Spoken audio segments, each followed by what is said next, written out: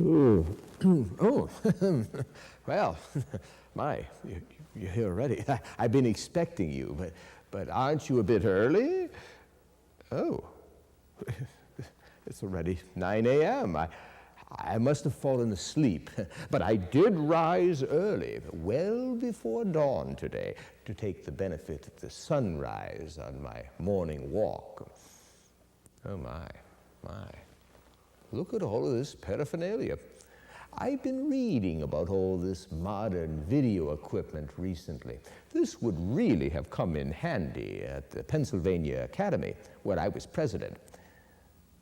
I am honored by this opportunity to address such a distinguished group of church communication leaders. Just remember, you've stepped back 200 years in time to visit me, but I won't let the little generation gap bother me if you won't. You've probably already figured out that I was born around the turn of the 18th century, but don't worry. I've done my homework, and during our 8 visits, I am going to bring you right into the dawning of the 21st century on methods of communication. You may want to view these programs several times in order to get the full benefit of the information which is packed into them.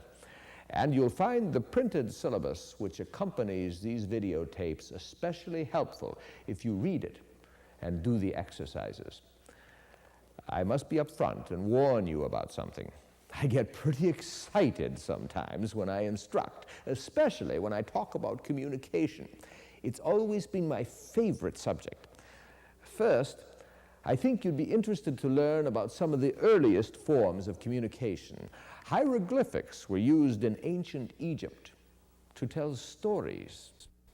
Each of the characters in the alphabet was a picture, usually carved into a stone, and had a particular meaning to the Egyptians.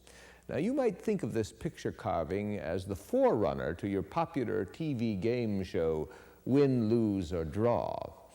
Can you imagine an Egyptian contestant trying to guess a phrase after seeing several pictures carved into a large rock? No doubt the competition finals were a real cliffhanger. In Babylonian times, the use of wedge-shaped characters, called cuneiform, were used to communicate. And then came writing paper. Where would we be without it? Today, it is difficult to imagine a world with no stationery, typing paper, computer paper, newspapers, or magazines. The list is endless. Among the earliest forms of paper was the Phoenician papyrus. It was made by taking a portion of the papyrus plant, cutting it into strips, and pressing it into writing material. Most ancient scrolls were made from this plant. Do you realize the roots of your International Olympic Games are found in an early form of communication? Greek runners, tremendous athletes, would carry messages for miles before arriving at their destinations. It makes me tired just thinking about it. Oh, and another activity that makes me tired is writing.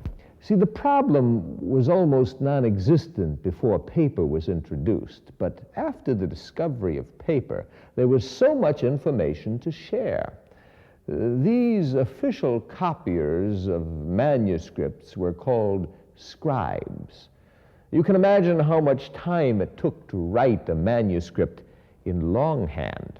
It was costly, too. As a result, only the wealthy could afford to purchase books. The first printers cut an entire page from a single block of wood. This allowed them to print many pages alike in much less time than it took scribes to copy books by hand. But it was still not too practical. And then a major breakthrough occurred. Johannes Gutenberg introduced the movable type printing press in Europe during the 15th century. This allowed individual letters molded from hot metal to be put together to form a page and then used again to make up a new page. The first book to be printed on the Gutenberg printing press was the Bible. For the first time in history, written communication became affordable to the common man. Few inventions have had greater impact on the human race. The printing press certainly changed the course of my life. I had a hankering for the sea, but my father had other ideas. When I was but 12 years old, he persuaded me to sign a contract to work as an apprentice in my brother's print shop in Boston, where I grew up. In a short time, I made great progress in the business and became a useful hand to my brother.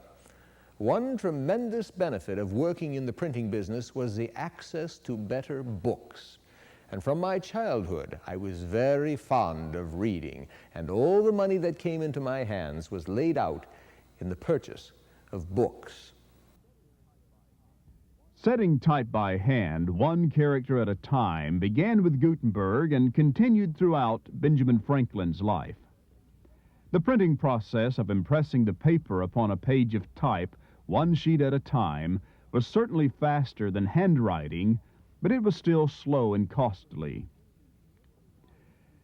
In the 1830s, steam engines were applied to printing presses, allowing the cost of printing to take a dramatic decline. The price of a newspaper decreased from 12 cents to 1 penny. Another great step forward for communication was made when the offset method of printing was introduced. This process involves inking an impression from a smooth surface, called a plate, to a rubber blanketed cylinder and then transferring it to the paper being printed. It is by far the most popular method in use today. By the late 20th century, technology advanced to the point where information in many cases could be typeset with computers and printed by laser beams. Now amplified light, stimulated by the emission of radiation, could make an impression and replace messy inks. This modern press of my day makes me feel ancient when I hear such words as offset and laser. Oh, well, if the world lasts another 200 years, the mention of laser printing will probably make you look ancient, too. In Lesson 3, when we discuss news writing, we'll look at a modern newspaper plant and talk to a newspaper editor. In that lesson, you'll learn the skills you need to write in the style which newspaper editors expect, so you can submit news about your church to your local newspaper. And then, in Lesson 4, we'll take a detailed look at writing for church publications, especially your union paper. This is a very important topic for every church communication leader. But it's also important for you to help your local congregation with its need to communicate. And Lesson 5 goes into great detail about the various ways to keep your church aware of what's going on. Communicating through the printed page has proven a popular way to reach the masses of society for 500 years. But methods of mass communication didn't stop there. I was responsible for organizing modern postal service in both the United States and Canada. You may not think of mail as a mass communication medium, but I'm sure you receive mass communication through the mail. I think you refer to it as junk mail. Efficient delivery of mail became a high priority. As the United States grew during the last century, a rapid transportation system was needed to get mail across the country. The Pony Express filled that need. Colorful stories are still told of the brave young men who carried mail from one end of the country to the other. And contemporaries of mine, such as Paul Revere and the Sons of Liberty of Lexington Concord fame, risked their lives on horseback to deliver messages of historic consequence. But there had to be a safer way to carry news. The invention of the telegraph changed forever the pace of communication. No longer was the spread of news and information limited to the fastest available horse.